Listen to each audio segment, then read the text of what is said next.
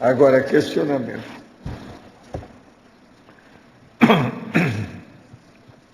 Uma amiga me fez uma pergunta que eu não consegui responder. O senhor saberia explicar por que existem pessoas de tantas raças e cores diferentes? Isso é devido ao processo animal de onde a gente procede.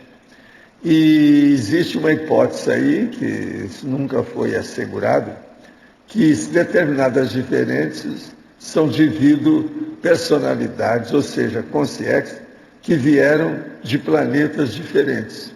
Na hora que houve aqui uma assimilação para aparecer, começou a dar diferenças genéticas mais profundas. Então, por exemplo, o processo da diferença entre, por exemplo, um africano clássico e um, vamos dizer assim, lá, tipo ariano branco, é o nórdico. Isso tudo, então, pode ser uma parte básica que é extraterrestre, é da extraterrestrologia, lá do Piccoli, ali. Tem que estudar isso aí. Isso é uma hipótese antiga que existe sobre o assunto. Agora, o que eu vejo é o seguinte, a diferença básica, séria mesmo, que cria isso, é o problema das diferenças de experiência evolutiva, que faz com que os grupos também sejam diferentes. Esses grupos, então, como a gente atua dentro do processo holossomático, do holossoma, isso influi no corpo e vai acabar batendo na grupo-carmalidade, na genética da grupo-carmalidade. Então, essas coisas tudo estão aí para ser estudadas.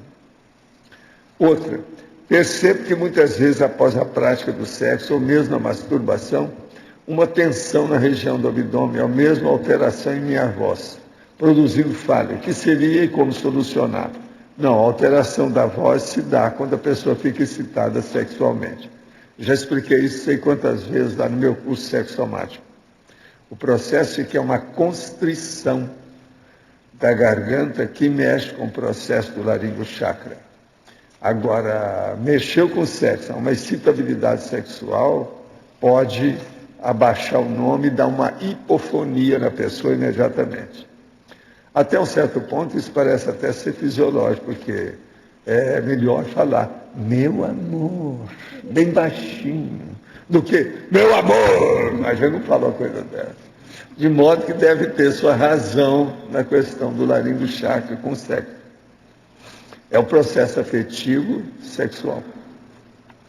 Outro, por mais que eu tente, não consigo entender o paradoxo existente entre pessoas que possuem um parapsiquismo aparentemente avançado, porém com ignorantismo intelectual e sem cosmoética, e pessoas com alto grau de intelectualidade, ética e muito pouco ou nenhum parapsiquismo. Como isso é possível? Examina bem. Primeiro, a pessoa, por exemplo, que tem um alto parapsiquismo e que é ignorante intelectual. Isso é gente que sobrou da religião. A religião colocava as pessoas no processo da iniciação, mas não deixava a pessoa crescer intelectualmente para poder ser dominada. Até hoje o espiritismo ainda domina isso. O melhor médium é o inconsciente, quer dizer, o burral do burril de borróide. Agora, o contrário é o seguinte, é aquela pessoa que não tem experiência de nada, nem de um jeito nem do outro. Então ela tem uma certa lucidez que já quebrou a cara de muito jeito. É intelectual, mas nunca viu que ela tem energia. Quer dizer, a maior ignorância de uma consciência, evolução, consciência humana, é não ver que tem um estado vibracional. Eu considero isso uma das maiores burrices que tem.